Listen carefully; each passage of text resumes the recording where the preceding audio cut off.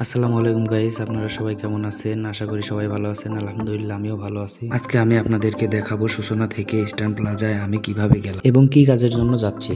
ততক্ষণ পর্যন্ত আপনারা সবাই আমার সাথেই থাকুন। আমার বস আমাকে একটি স্যাম্পল দিয়ে বলল, তুমি এই স্যাম্পলটা ইস্টার্ন প্লাজায় গিয়ে দিয়ে আসো। আর দেরি কিসের?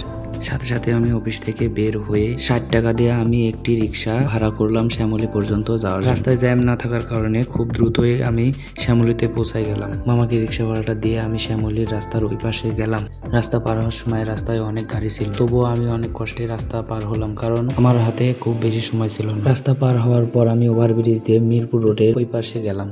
ওই পাশে যাওয়ার পর আমি অনেকক্ষণ ধরে রাস্তার ধারে দাঁড়িয়েছিলাম গাড়ির জন্য, তবুও আমি কোনো গাড়ি পাচ্ছিলাম না। প্রায় আধা ঘন্টা অপেক্ষা করার পর আমি একটি বাস পেলাম।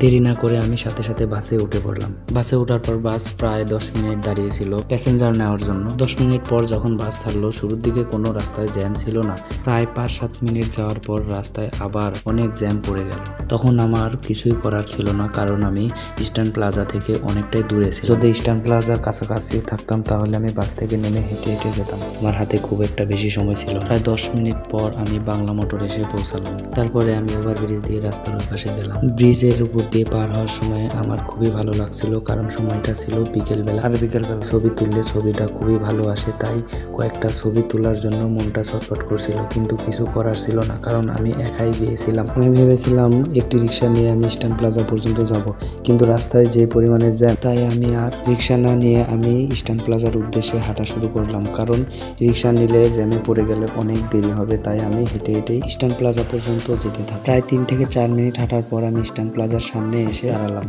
পরপর গাড়ি আসতেই থাকে, তাই আমি রাস্তার ওই পাশে যেতে পারছিলাম না।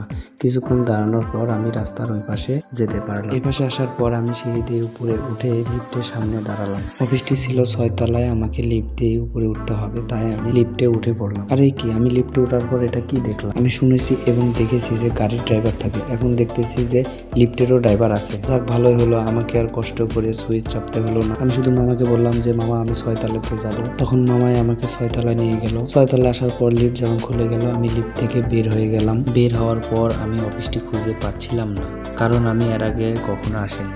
অনেক খোঁজাখুঁজির পর অফিসের দেখা মিলল। আমি অফিসের ভিতরে গিয়ে সবাইকে সালাম দিলাম। সালাম দেওয়ার পর আমি স্যাম্পলটি তার হাতে তুলে দিলাম। স্যাম্পলটি তার কাছে দেওয়ার পর তার 2টা পিকচার নিলাম বসকে পাঠানোর জন্য, কারণ বস পিকচার দেখে বুঝতে পারবে স্যাম্পলটি আমি ঠিকঠাকভাবে তার কাছে পৌঁছাতে পেরেছি। ওখানকার কাজ কাম শেষ করে আমি আবার আমার অফিসের উদ্দেশ্যে রওনা দিলাম। হ্যালো বন্ধুরা, আজকে এই ছিল ব্লগ ভিডিও। আপনারা সবাই আমাকে সাপোর্ট করবেন, আমি যেন সামনে আরো ভালো ভালো ভিডিও উপহার দিতে পারি। আর হ্যাঁ, চ্যানেলটি সাবস্ক্রাইব করতে ভুলবেন না। আজকের ভিডিও এই পর্যন্তই। আসসালামু আলাইকুম, সবাই ভালো থাকবেন। আল্লাহ হাফেজ।